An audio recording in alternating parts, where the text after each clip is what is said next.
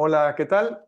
Vamos a tener en esta ocasión una sesión preparada por nuestras colegas Andrea Gallés y Flor Narváez sobre las normas APA, que nos parece importante tenerlas presentes, conocerlas. Ya ellas nos contarán de las más populares y más conocidas en el mundo académico. Creemos que finalmente aprenderlas es una cuestión relativamente sencilla y se van a utilizar en muchísimas ocasiones. Así que bueno, les invitamos a prestarle mucha atención y poderlas entender y fundamentalmente practicar. Así que adelante, Andrea, Flor, cuando quieran. Bueno, gracias, Pablo.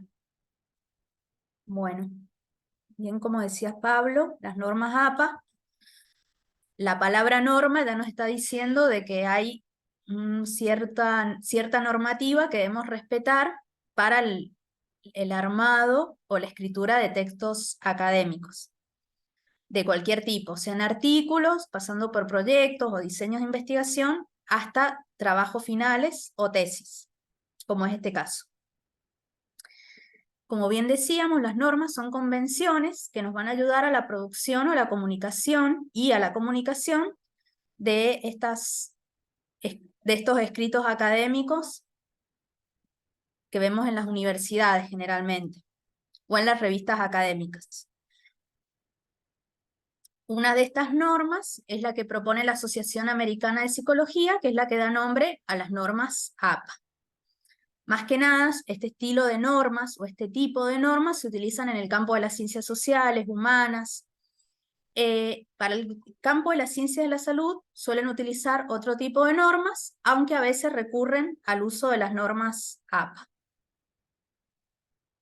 Pero la más usada y regulada internacionalmente es la que propone la Asociación Americana de Psicología. ¿Para qué nos sirven las normas APA? Bueno, básicamente para estructurar textos científicos, como bien decimos, y también para respetar la ética de la investigación, que tiene que ver con evitar el plagio de aquellos textos académicos de los cuales nosotros hacemos uso para citar en nuestros trabajos, nuestras tesis o artículos. Como investigadores o tesistas, siempre recurrimos a aquellas nociones o ideas, pensamientos, conceptos o definiciones que plantean otros investigadores, para de alguna manera respaldar nuestros trabajos. Las normas APA no solo nos hablan de las normas de citado, de las citas en el texto, sino de aquellas cuestiones que hacen a la totalidad del trabajo, como ya vamos a ver en el resto de la presentación. Bueno, en una primera parte, las normas APA nos hablan de las citas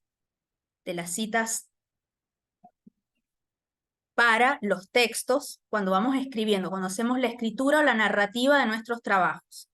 Propiamente dicha, la escritura.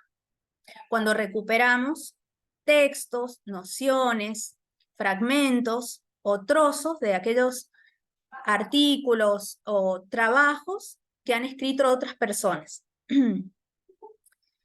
También las normas APA tienen que ver con evitar el plagio. El plagio tiene que ver con no apropiarme de una idea de otro, sino de citarlo, y una forma de citar es decir que ese trabajo corresponde a otra persona, a otro investigador. Bueno, entonces estas citas corresponden a ideas que tomamos de una fuente secundaria. En este caso, como bien dijimos, el trabajo de otro investigador o de otro autor. De alguna manera, ¿cómo evitamos el plagio? Recuperamos ese fragmento de texto y le damos el crédito de la autoría.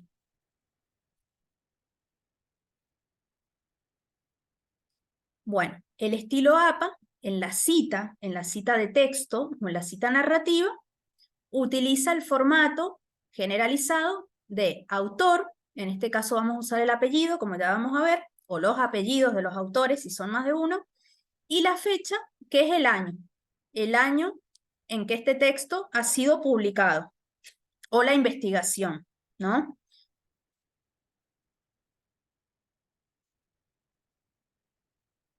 Bueno, ¿qué sugieren las normas APA?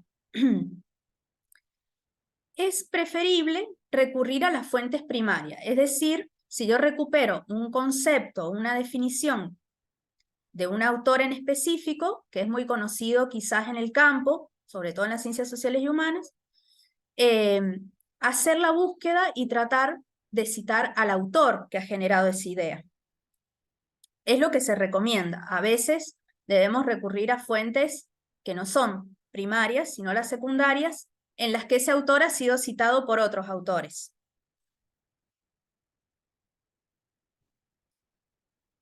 Usar fuentes confiables de información, ¿sí? Con los buscadores reconocidos internacionalmente, Google Académico, Latindex, Cielo, todos aquellos buscadores que contienen, o de alguna manera,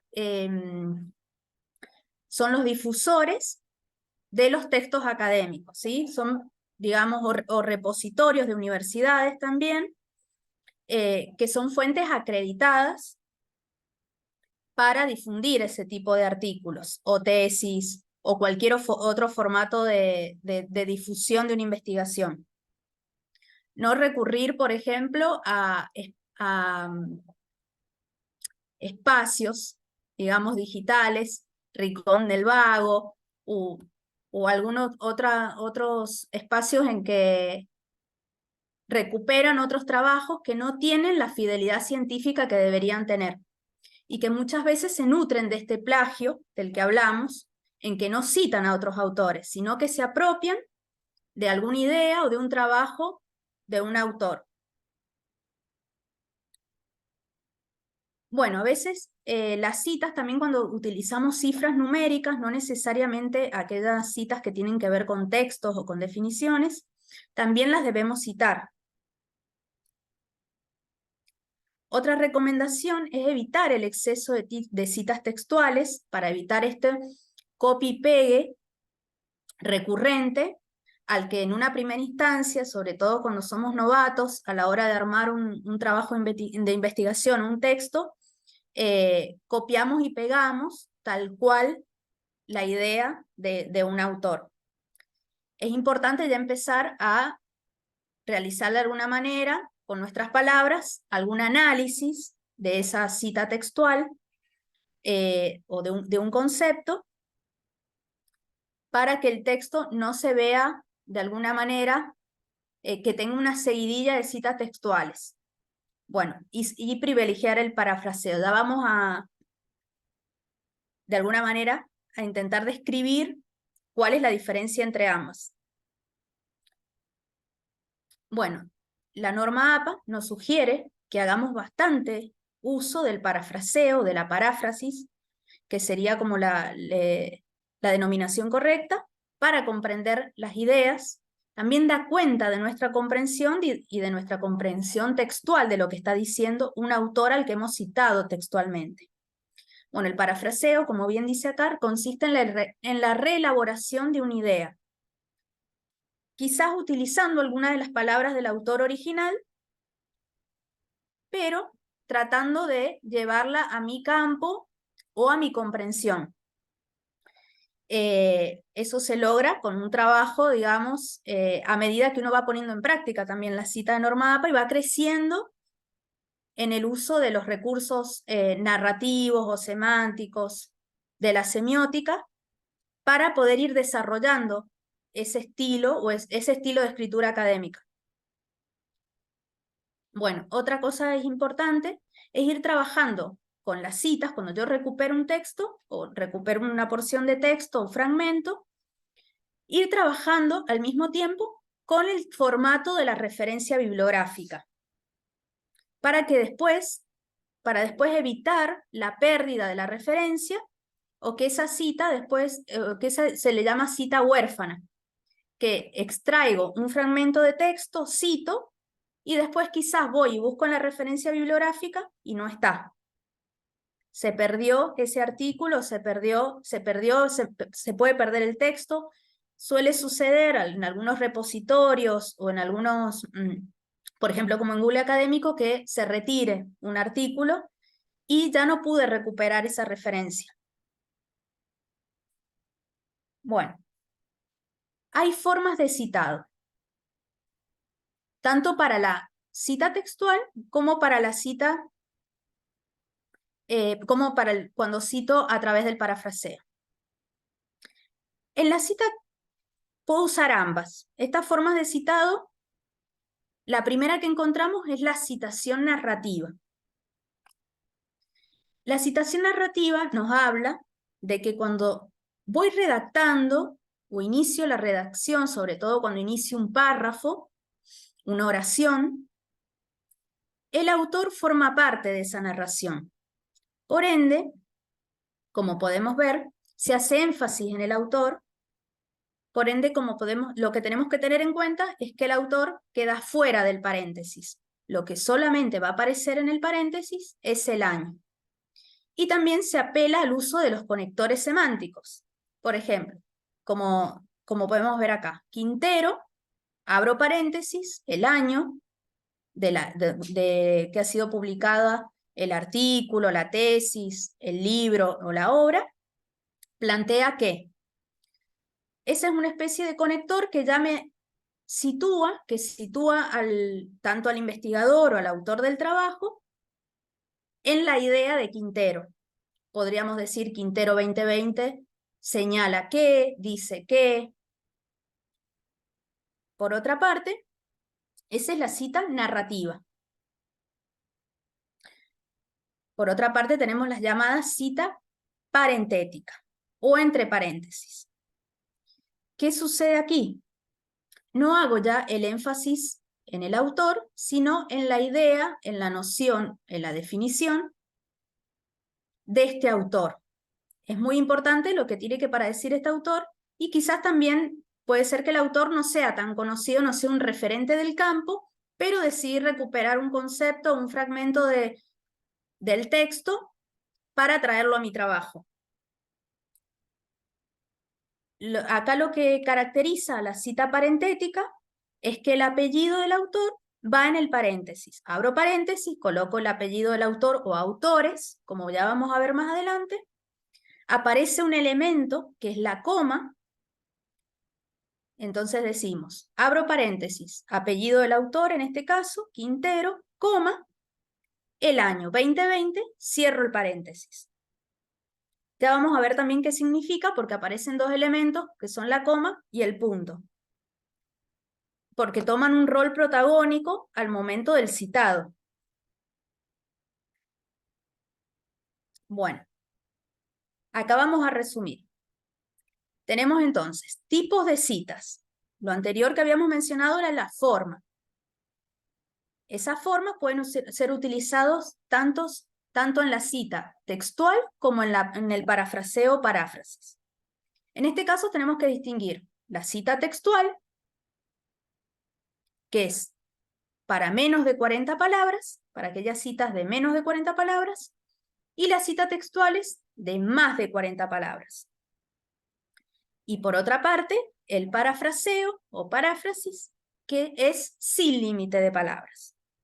En tanto, debemos focalizar en las citas textuales y con el contador de palabras, cuando tenemos el archivo de Word abierto, que nos cuente las palabras. Seleccionamos el fragmento de texto y nos cuenta las palabras en el margen inferior izquierdo de la computadora. Bueno, ¿qué es una cita textual? Es la extracción fidedigna, tal cual, lo textual quiere decir tal cual, sin cambiar ni una coma, del fragmento de un texto de otro autor o de una fuente externa. Se sugiere, según la norma APA, reducir su uso, como bien dijimos al principio, para una definición que sea muy importante, para un dato numérico exacto, pero en realidad refiere a ideas muy precisas. Generalmente se utiliza para definiciones, nociones exactas. Bueno, Los elementos para citar en las citas textuales son el apellido o los apellidos del autor, porque a veces son más de uno, el año y la página. Bueno, y su formato varía de acuerdo con el énfasis de la cita. Recordemos que tenemos la cita narrativa o la cita parentética. Bueno, la cita textual corta. Menos de 40 palabras. Recordemos que tenemos dos tipos de citas textuales, la corta y la larga. La corta es de menos de 40 palabras, ya vamos a ver la larga. En la cita textual corta, se integra en el párrafo. ¿Qué quiere decir que se integra en el párrafo?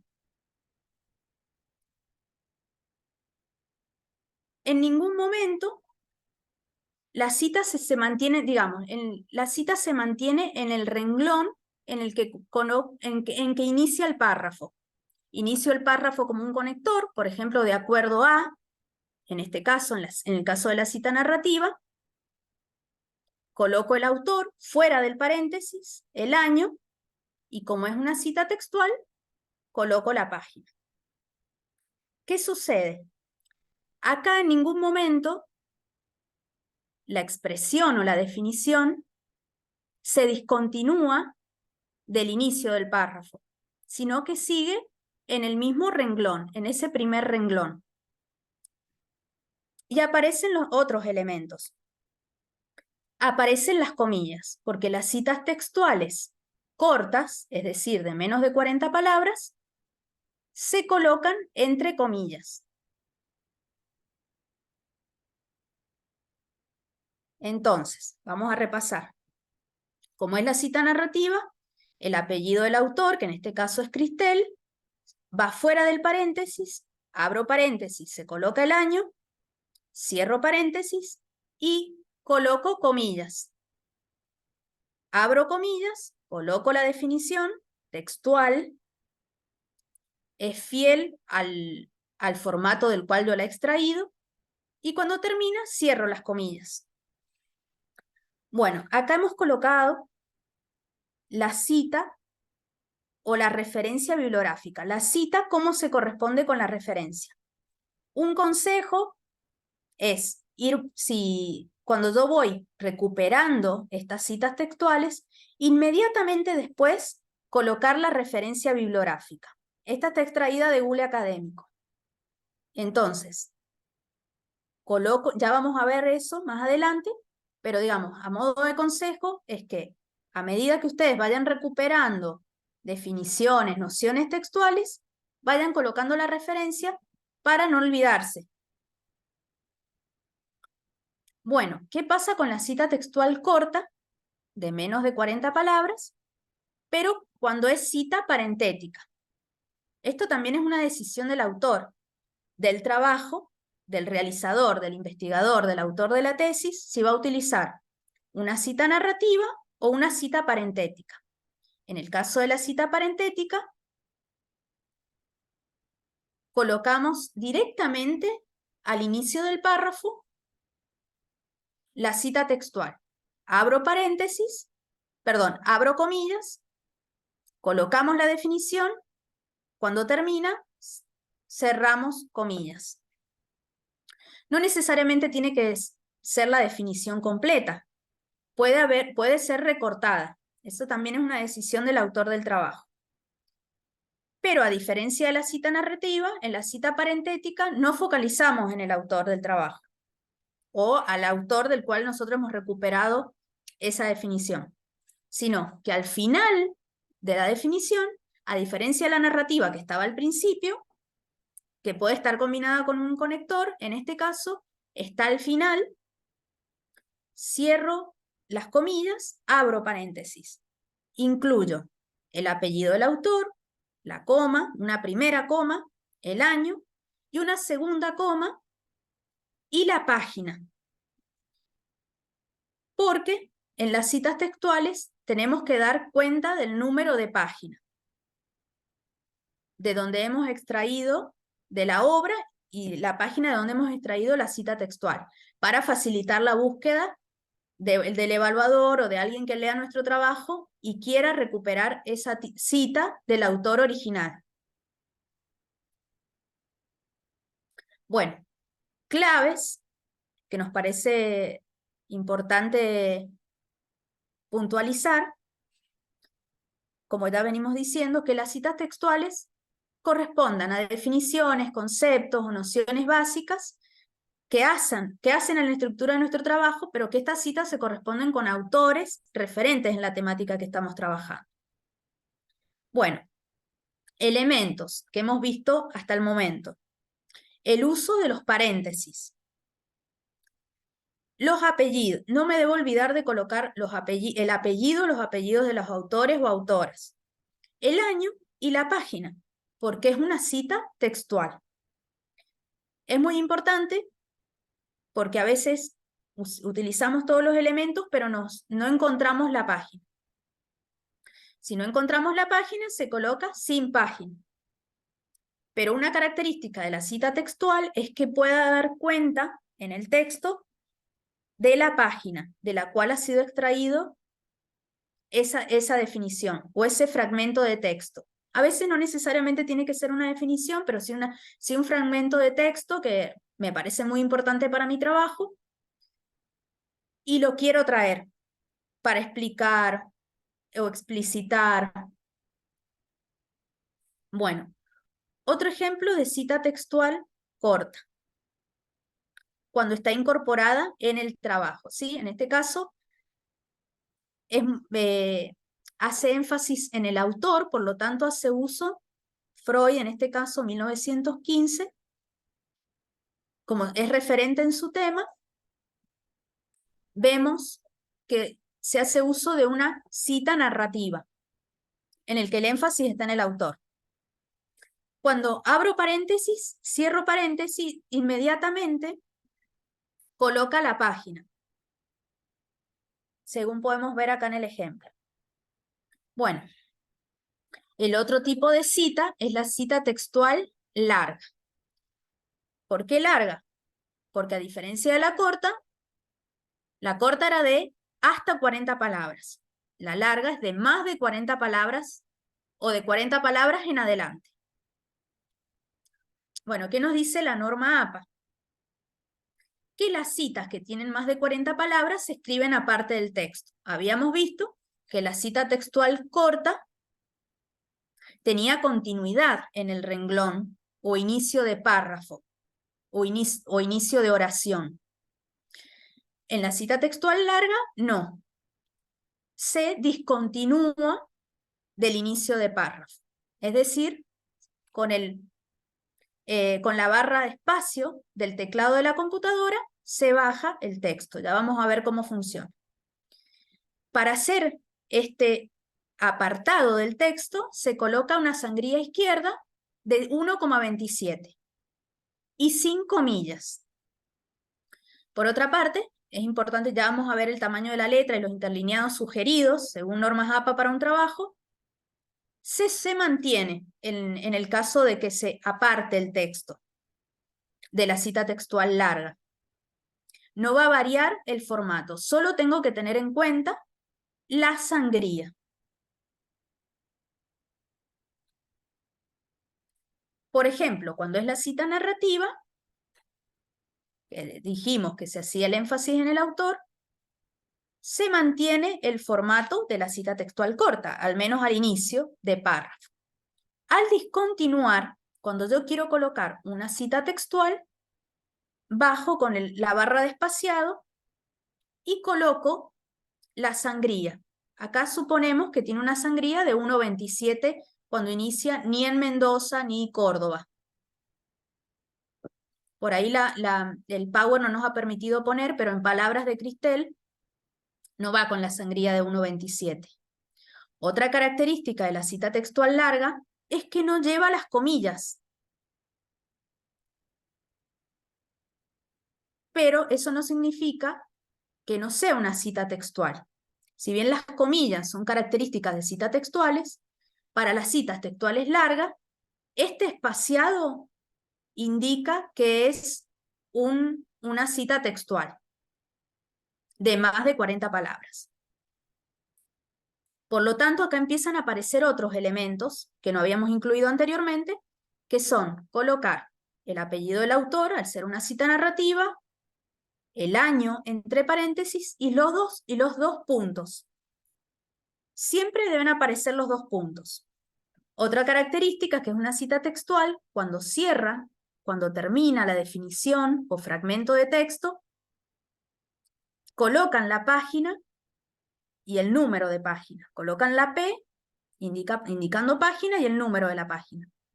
Pero el punto no cierra en el segundo paréntesis.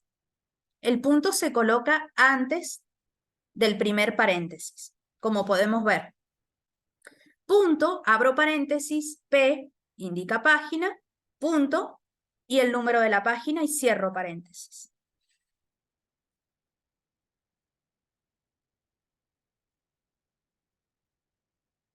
Este, por ejemplo, es otra forma de cita narrativa. Se hace hincapié en Freud, se coloca el año, y ahí utilizamos un formato de conector. Afirmó lo siguiente. Freud dice lo siguiente. Freud manifestó lo siguiente. Acá, como podemos ver, baja, se aparta el texto, ¿sí? No continúa en el mismo renglón en que está Freud, y se coloca la sangría de 1.27, según podemos ver del texto. Como la cita sigue y se ha decidido espaciarla, a veces no sucede, se sugiere que el fragmento sea todo continuado. En este caso se vuelve, como es separado la definición en dos párrafos diferentes, solo por una cuestión de visibilización, se vuelve a colocar la sangría cuando inicia un segundo párrafo de una misma cita textual larga. Como bien dijimos, tenemos que tener cuidado que el punto vaya antes de la apertura del primer paréntesis. Como ahí aparece marcado en rojo. Bueno, la cita textual larga de más de 40 palabras toma el mismo formato de lo que venimos explicando, pero la cita parentética. Es cuando la cita parentética sacamos el foco del autor y hacemos énfasis en el texto. En este caso, aplicamos el mismo procedimiento que veníamos haciendo. Lo que sí, ya al no haber el énfasis en el autor y en el año, no hay espaciado, pero sí debemos mantener la sangría de 1.27. Ahí, como ven, tenemos el punto, terminó la cita, punto, abro paréntesis, coloco el nombre del autor o autores, coma, el año, coma, la P de página y el número de página, y cierra el paréntesis. Acá volvemos a tener el ejemplo anterior, ocurre lo mismo, ¿sí?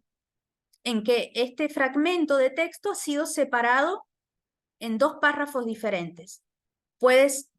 Se puede mostrar así en nuestro trabajo o no. En todo caso, debemos respetar la sangría inicial cuando separo en párrafos de 1.27 y en la segunda parte vuelvo a colocar una doble sangría de 1.27. Y como es una cita parentética, o en el que no se hace énfasis en el autor, coloco punto, se abre paréntesis, se coloca el nombre del autor, en este caso Freud, coma, el año, coma, y como corresponde a dos páginas diferentes, no está, digamos, el fragmento que hemos extraído no está en una sola página, se coloca PP. Eso indica que hay dos o más páginas. Y se coloca el rango de páginas, en este caso la página 50-51. Cierra paréntesis. Bueno, Entonces, hasta el momento hemos visto los dos tipos de cita. La corta, de citas textuales, corta y larga, haciendo énfasis, ya sea en la cita narrativa o en la cita parentética. En la paráfrasis, no importa ya la cantidad de palabras o parafraseo. No importa la cantidad de palabras. ¿Por qué?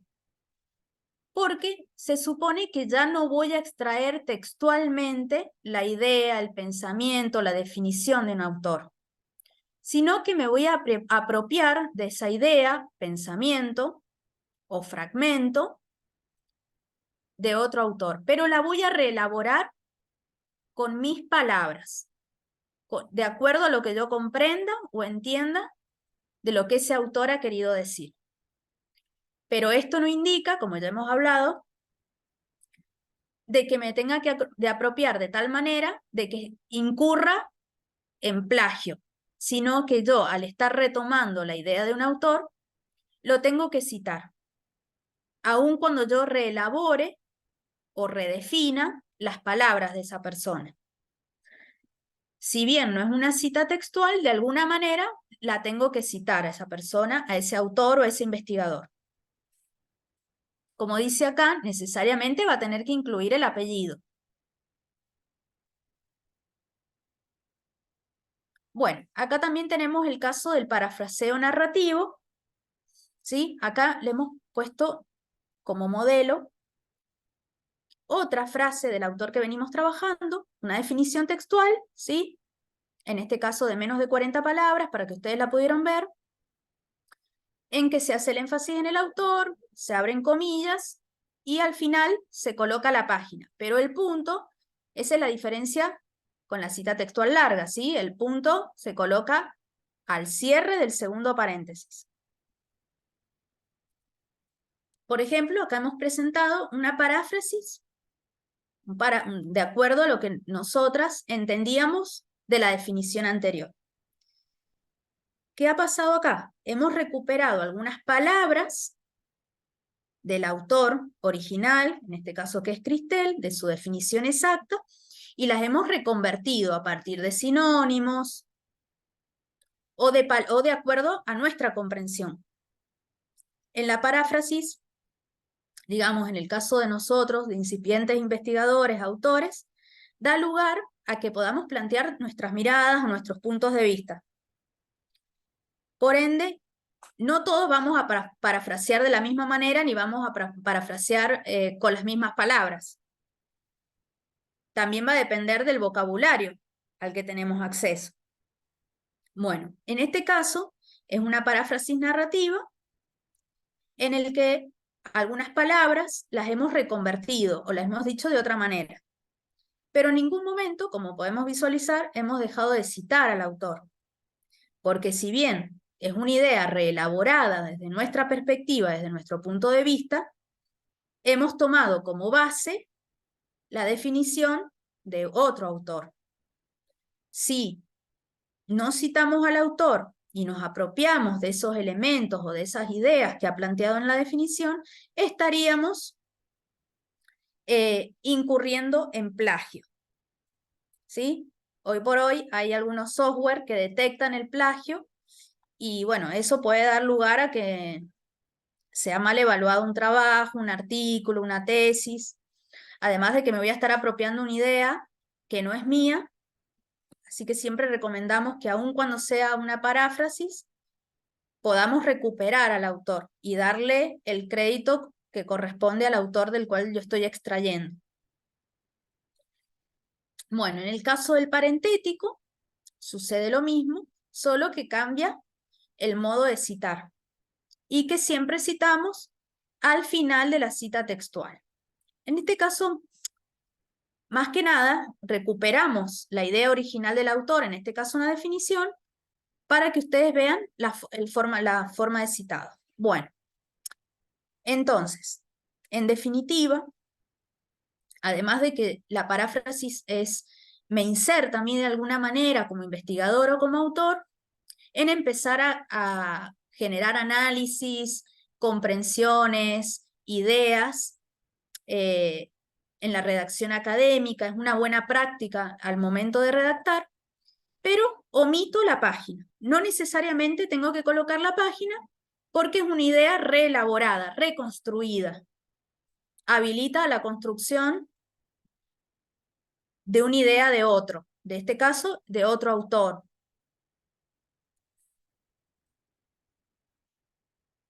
Bien, ahora vamos a ver las citas sobre comunicación personal, que en ciencias sociales, sobre todo en disciplinas como la nuestra, al momento de obtener la información, se suele recurrir a ciertas técnicas como la entrevista. La entrevista no escapa a las normas APAS y por lo tanto también las debemos citar. Se debe indicar el nombre y el apellido del comunicador con la fecha exacta y la referencia al final del documento. En este sentido, también debemos tener en cuenta la ética de la investigación en ciencias sociales, debemos al comienzo de la entrevista grabar también y leer el consentimiento informado, y también en otros casos debemos cuidar la identidad de las personas que entrevistamos. Se puede codificar, se puede colocar otro nombre, y la estructura, cuando citamos los fragmentos de las entrevistas, rige en las mismas normativas que para las citas de otros textos. En este caso, esta cita es una cita que tiene más de 40 palabras y ya como explicó Andrea, se debe tener una sangría de 1,27. Se debe colocar el nombre, comunicación personal, el día, el mes y la fecha en que realizamos la entrevista. Luego tenemos las reglas según la cantidad de autores, es decir, que el sistema de autor y fecha varía de acuerdo a la cantidad y también de los tipos, es decir, que en caso que tengamos una obra con un solo autor, independientemente de la cita narrativa o cita parentética, se coloca el apellido y el año de los autores. Cuando tenemos dos autores, se coloca los dos apellidos de ambos y el año. Cuando citamos a dos autores, se diferencia, se separan ambos apellidos con la letra I. O sea, no con guión, sino con la letra I. Y el año. Esto cambia cuando tenemos más de 3 autores. Cuando tenemos más de 3 autores, se coloca el primer apellido del autor, et al y el año. Et al significa y otros, es decir, que esta obra está compuesta por más de 3 autores. Luego tenemos casos en donde hay autores corporativos que en este caso no se cita el apellido, sino la organización. Por ejemplo, en este sentido, señala la Organización Mundial de la Salud. Se coloca, cuando lo citamos por primera vez, se coloca el nombre completo y entre paréntesis las siglas y el año. Y en adelante, es decir, a partir de que nosotros hayamos definido qué significa esta sigla, se coloca solamente en el resto del escrito la sigla. Luego tenemos corporaciones que no tienen abreviatura como la Organización Mundial de la Salud y en esos casos se coloca el nombre completo de la corporación, como en este caso. Bueno, acá vemos otros ejemplos de los que recién estuve explicando, de la cita con varios autores. En caso de dos autores, se separan ambos apellidos por la letra I y como en este ejemplo que tenemos acá, que tenemos García y Méndez, que están separados por la letra I y además el año. Luego tenemos otros ejemplos en donde aparecen más de 3 autores que, bueno, como ya mencioné, se cita el primer apellido, luego se utiliza et al y menciono, o sea, la fecha, el año y, bueno, luego el fragmento. Pero se menciona solamente a uno a partir de 3 autores. Bueno, acá tenemos más ejemplos, donde aparecen más de 3 autores. Luego tenemos citas inusuales. Citas inusuales porque son las que con menos frecuencia se utilizan. En este caso, por ejemplo, cita de cita. Como ya dijo Andrea, lo ideal es recurrir a en realidad a la idea principal. Por ejemplo, en este caso que Boggio ha citado a otros autores, lo ideal sería recurrir a los otros autores. Por ejemplo, lo que yo suelo hacer es, cuando veo que hay una cita, voy a la referencia del autor que lo citó y ahí busco la investigación original, digamos. Eso es lo que yo hago en la práctica. Pero bueno, se puede hacer esto de que un autor cita a otro autor. En este caso, en las referencias, se coloca al autor que yo he citado, es decir, a Boggio cito yo, y no a los otros autores, sino de donde yo recuperé el documento. Pero bueno, si puedo acceder al texto original, al citado, es mucho mejor. Bueno, acá tenemos un ejemplo de las citas de ese tipo, de citas. Bueno, luego tenemos cita con varios autores. Este ejemplo, en realidad,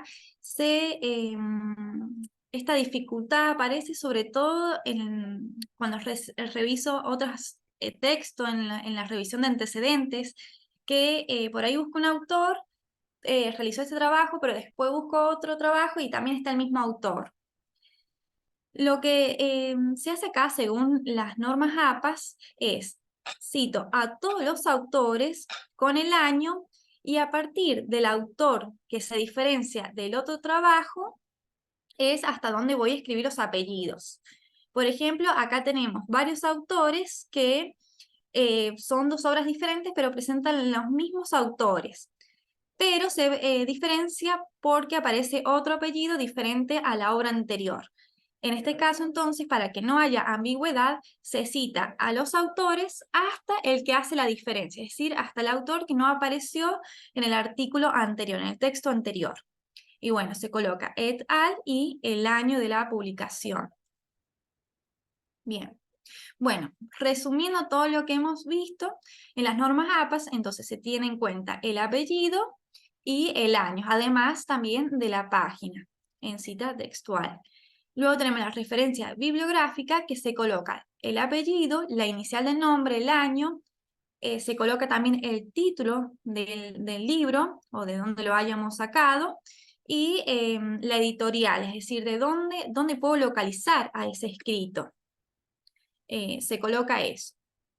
Entonces, al momento de armar las referencias, que las referencias es el listado que tengo al final de los escritos que completa la información con las fuentes que yo he citado durante el texto. Las referencias deben estar sí o sí para respetar los créditos de autoría y también por si el lector quiere comprobar de dónde nosotros hemos sacado la información. Al momento de armar esas referencias, nos debemos hacer determinadas preguntas para elaborarlas, como ¿quién es responsable de la obra? Bueno, coloco el nombre, el apellido del autor, cuándo se publicó, el año, la fecha, cómo se llama la obra, el título, y de dónde lo puedo localizar es la fuente. Estas preguntas me debo hacer para armar las referencias. Bueno, acá tenemos un ejemplo donde tenemos los apellidos, el año, el título y dónde la puedo localizar, es decir, la editorial, de dónde extraje este artículo. Bueno, abajo tenemos un ejemplo de los artículos científicos, que en los artículos científicos, y más ahora que utilizamos muchos Google Académico, bueno, todas las fuentes que nombró Andrea, puedo colocar el enlace, así es más fácil para el lector encontrar la obra. Cuando es el libro impreso, bueno, las mismas reglas que ya mencioné, que se coloque el apellido, el año, el título y la editorial, país o ciudad, que generalmente de donde lo saco, es decir, en los libros traen toda esta información, todos los libros impresos lo traen. Bueno, en Google Académico, cuando busco un artículo, me sale varias opciones en la parte inferior. Una de ellas es citar, que me sale entre comillas. Si nosotros hacemos clic en citar, me salen varias opciones de citado. Entre ellas, las normas APA. Lo que hago acá es, bueno, selecciono, copio y pego. Es decir, que ya me trae la referencia armada en normas APAS, cuando busco en Google Académico. me facilita el trabajo. Luego tenemos las publicaciones en redes sociales, que, bueno, las redes sociales no son una fuente académica, pero me puede aportar en mi investigación. Cuando yo voy a citar las publicaciones en redes sociales, tengo que colocar el autor, el usuario, es decir, el nombre de la cuenta de donde yo saco la información, la fecha, el título descriptivo, se coloca el hashtag, todo lo que encontremos en la publicación, hasta 20 palabras. Nombre del sitio, es decir, de dónde lo saqué, si lo saqué de Instagram, de Twitter, de Facebook, bueno, entre otras redes sociales, y copio el enlace. Es decir, no se distingue mucho de cuando voy a citar alguna revista o algún libro. Se colocan los mismos datos. Acá tenemos un ejemplo sacado de Twitter. Tenemos el nombre de la cuenta, el nombre de usuario, el año, el día y el mes, y tenemos el título de la publicación. Y colocamos de qué sitio hemos sacado esta información, además del enlace, por si el lector lo quiere visitar. En Facebook exactamente lo mismo, y también en Instagram. Se coloca el nombre, el arroba con el usuario, la fecha y algún título, algún contenido que contenga la imagen de donde yo saco la información. En este caso, que en Instagram es un sitio de fotografía, se coloca, bueno, entre corchete, entre comillas, entre paréntesis, bueno, ¿qué saqué de ahí? Una fotografía, y se coloca ahí entre corchete. De donde lo saqué en Instagram y el enlace. Acá tenemos un ejemplo de dónde sacamos la información. ¿Quién? Bueno, el nombre de usuario, si presionamos los 3 puntitos de dónde, de qué sitio lo saqué. El qué, que es, generalmente esto suele ser el título que yo coloco en la referencia, son todo lo que está abajo de la imagen, todo el contenido, y cuándo, ahí me sale la fecha abajo de los posts de internet. Bueno, la norma APA también establece tipo de fuentes recomendadas. De igual manera, no me tengo que atar tanto a esto porque determinados departamentos de la facultad, como trabajo social, entre otras carreras, establecen normativas de cómo debemos presentar nuestra tesis, en qué letra, en qué tamaño. Así que bueno, pero la norma APA, de igual manera, establece también el tipo de fuente. Tenemos sin serifas, es decir, aquellas palabras, aquellas fuentes que no presentan una ondulación, algún rulo, bueno, se presentan con Calibri Arial en determinados tamaños. Luego aquellas palabras que suelen tener alguna ondulación, que se leen, es decir, son poco legibles, son generalmente de tamaño más grande. Acá, tamaño de fuente. Debemos considerar un criterio para escribir nuestra tesis. Es decir, no puedo estar mezclando letras ni tamaños. Debo tener un criterio y debe regir para todo el escrito. Si voy a utilizar si voy a usar Arial, debe ser utilizada en todo el texto, en el mismo tamaño. Hay casos excepcionales, como por ejemplo las figuras. Ahí sí cambia la fuente, que se recomienda utilizar fuentes que sean sin serifas y con un tamaño entre 8 y 14 puntos. Al igual que las notas del pie de página, que suelen aportar información adicional a lo que yo he escrito, se suele utilizar una fuente más pequeña y con un interlineado diferente para que se distinga. Pero bueno, vuelvo a repetir que cada departamento tiene sus propias normas. Luego tenemos las figuras y las tablas. Las figuras y las tablas que aportan información de manera comprensible y también tenemos que tener criterios cuando vamos a utilizar las tablas y las figuras. Es decir, debemos preguntarnos si yo colocando las tablas o figuras se va a comprender la información más que si escribo un texto. Debemos tener ciertos criterios al momento de elaborarlos. Bueno, cuando vamos a colocar tablas, según las normas APAS, que las tablas, bueno, están compuestas por filas y columnas y que les facilitan también al autor presentar la información, tiene que tener ciertos elementos, como el título, debe tener primero el número, es decir, tabla número 1, tabla número 2, deben estar todas las tablas enumeradas. el título descriptivo de la tabla y después las notas. Siempre debemos tener estos datos, estos elementos en las tablas que presentemos. En las notas, bueno, va la fuente. También debemos tener en cuenta al momento de insertar tablas. Muchas veces se inserta tablas y figuras, pero no. Es decir, si coloco una tabla y después coloco una figura, pero si esa figura está diciendo lo mismo que la tabla, bueno, debo elegir entre una y otra. De última, después en anexo agrego la tabla o la figura. Bueno, este es el citado según las normas APA de las tablas. Luego tenemos las figuras, que las figuras son los gráficos, es decir, todo lo que no sea tabla se considera figuras, como las fotos, las imágenes, y también tienen los mismos elementos que las tablas, es decir, el número, figura número 1, todas las figuras deben estar enumeradas. El título también y nota, y sobre todo la fuente de donde lo saqué. Debe estar presente también. Si saco alguna captura, alguna imagen de redes sociales, debo poner fuente y debo citar las redes sociales de donde lo he sacado con la fecha. Bueno, luego tenemos la portada para estudiantes, que la norma APA también establece ciertas reglas para elaborar la portada para estos trabajos de tesis, que se debe anunciar el número de página, el título del artículo, es decir, en este caso sería el tema de la tesis, los nombres del estudiante, la institución de donde somos estudiantes, el nombre del profesor, del director de nuestra tesis y la fecha. Pero vuelvo a repetir otra vez que los departamentos de la facultad también establecen un criterio para que nosotros elaboremos las portadas. Bueno, hasta acá termina el PowerPoint con las normas APA. Cualquier duda nos pueden consultar.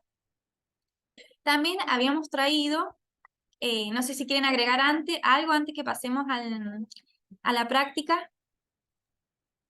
Está muy bien, yo creo que es un pantallazo general, ¿no? En principio uno puede sentirse un poco abrumado de ver una cantidad de información, pero bueno, la ventaja por ahí también de verlo posteriormente a esto en un video es que uno puede ir viendo paso a paso, poner pausa, quizás tener alguna revista, tener algún libro al lado y con eso poder ir consultando, contrastando y viéndolo. Así que me parece muy bien y vamos a ver una pequeña práctica o ejercicio en la cual uno puede practicar lo que ha estado aprendiendo a partir de lo que las colegas han transmitido. Al principio cuesta muchísimo las normas APA, pero es cuestión de práctica, ya después lo hace por inercia. Y lo que sirve mucho, que lo que dijo Andrea también, es que cuando cito, ahí nomás, no sé, en un papel, en una nota, en el Word, donde sea, colocar las referencias, porque después pierdo de dónde lo saqué y es difícil encontrar. Me ha sucedido. Bueno, acá tenemos la práctica. Bien, esta práctica hemos extraído fragmentos de los trabajos que los estudiantes de trabajo social han elaborado. En este caso, encontramos este fragmento que dentro de este hay una cita. Acá está mencionado el autor y acá encontramos una cita que está entre comillas. Eso nos indica que es una cita textual y debemos contar las palabras. Recordemos que entre comillas iban aquellos fragmentos, aquellas citas que tienen menos de 40 palabras. En este sentido, ponemos en práctica, nos preguntamos acá cuántas palabras hay, y si tiene más de 40 palabras, ¿por qué no lo separamos de este otro párrafo? También, ¿por qué no aparece la página, la fecha de donde extrajeron el artículo? La colocación de los puntos como elementos fundamentales, tener en cuenta la ubicación de cada elemento que constituye a la cita, sea cita textual, paráfrasis, en este caso una cita textual, pero como decía Florencia, hay que tener en cuenta la cantidad de palabras. Es lo primero que tengo que evaluar. Bueno, en este caso se ha decidido por una cita narrativa, dado que se hace el énfasis en el autor, pero aún cuando no fuera una cita narrativa, debo tener en cuenta la ubicación de estos elementos. En este caso encontramos un doble punto. Al final de la cita, cuando cierra el paréntesis y luego coloca otro punto. hay que evitar este tipo de errores a la hora de elaborar o de construir el texto, porque por ahí son errores que se nos pasan y decimos, bueno, después lo arreglo. Lo que pasa es que después a veces no se revisa para atrás y esos errores se siguen arrastrando. Ese es un fragmento, digamos, para que ustedes tengan en cuenta los errores que han ido sucediendo a la hora de elaborar los escritos o aquellas tareas que Pablo les ha ido solicitando. Acá encontramos otra cita textual. Hay un uso de un conector, puesto que no se colocaría la coma. En este proceso se observa que no todos los que egresan de un ciclo se inscriben en el siguiente y no todos los que se matriculan lo constituyen. Primero, debemos contar la cantidad de palabras y, digamos, definir si se corresponde con una cita textual corta o larga. En este caso, verificamos que aparecen los elementos de la cita textual corta, al menos el formato que se presenta. Coloca el apellido del autor, la coma, el año y la página. Cierra el paréntesis y ahí es cuando cierra la cita. Ahí se coloca el punto, porque intuimos que es una cita textual corta.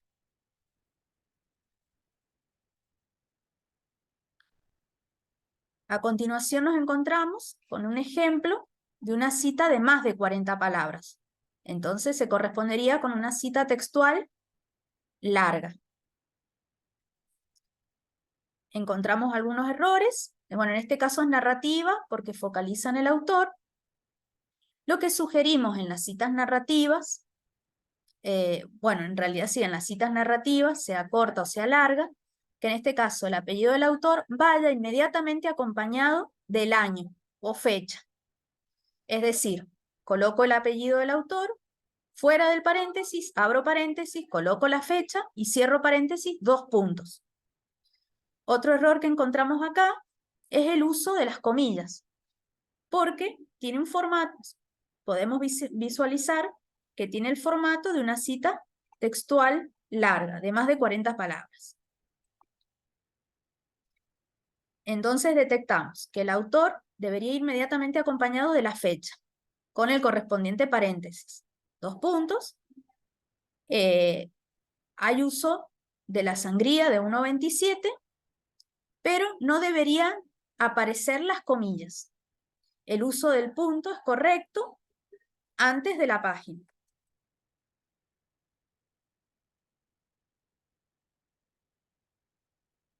Bien, acá hay un parafraseo que tenemos el apellido y el año, la fecha de publicación. Vemos que este parafraseo está bien, tiene el apellido del autor y el año.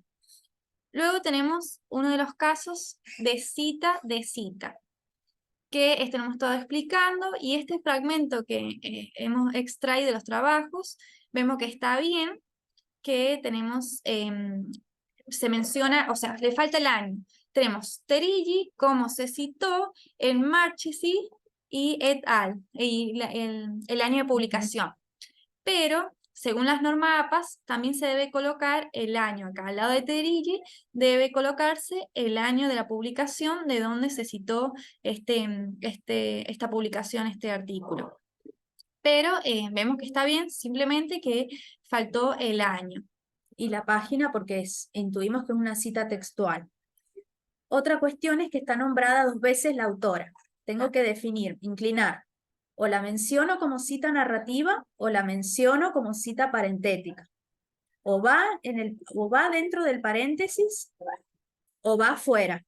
Pero en este caso, en la cita de cita, lo que generalmente se utiliza es la cita parentética para mencionar al autor, el año y el texto de donde se ha extraído. Es decir, en este caso sería Terigi, No sabemos el año de la obra de Teriggi, cómo se citó en Marchesi, como decía Florencia, et al., se supone que lo ha escrito con otros autores, coma, el año de Marchesi, y faltaría coma, la página o el número de página. Pero volvemos a lo mismo, es una cuestión de definir si la incluyo a Teriggi en este paréntesis o la dejo como una cita narrativa. Pero, ¿qué pasa? Cuando yo la incluyo como cita narrativa, inmediatamente va el año de Teriggi. Y al final quedaría cómo se citó en Marchesi 2021, y la página que corresponde es de la obra de Marchesi, porque es la obra de donde se ha extraído este fragmento o esta definición. Claro, debemos tener ese cuidado de mencionar solamente una vez el autor, o lo mencionamos acá al final o al comienzo. Debemos tomar esos criterios, debemos tener esos cuidados al momento de citar. Bueno, y como es una cita parentética y de menos de 40 palabras, acá faltaría el punto de cierre de la cita. Es muy importante trabajar mucho la puntuación, además del uso de los elementos como los paréntesis, verificar los apellidos, los años. En este caso, como es cita de cita, estar al tanto de que cómo se citó es como es como de una frase de la que me tengo que hacer habitué, bien sea para utilizarlo en el texto, cuando cito, o al momento de elaborar la referencia bibliográfica, porque puedo tener varias citas de citas a lo largo del trabajo. Bueno, esos serían como los casos más emblemáticos que hemos encontrado en los trabajos. Muy bien. Bueno, hasta acá estaría un poco el contenido que querían presentar, ¿no es cierto? Sí. Perfecto. Bueno, para cerrar, únicamente señalar de qué forma, bueno, la presentación esta, además de haber mostrado los ejemplos concretos y la forma en que hay que hacerlo, también ha insistido mucho en la lógica, que hay como lógica subyacente a todo este proceso, la importancia que tiene, y eso me parece a mí lo fundamental, ¿no? Uno poco a poco se puede ir habituando, practicando, comenzando a decir, bueno, a ver si tengo que citar un libro y ponerse a hacer citas de libros, citas de un artículo, cita de cita, etcétera, de a poco, y uno las va como internalizando. Adoptando eso y entendiendo también la lógica, uno puede pensar y acercarse y explorar y conocer de a poco que hay ciertos softwares que facilitan este tipo de tareas, ¿no?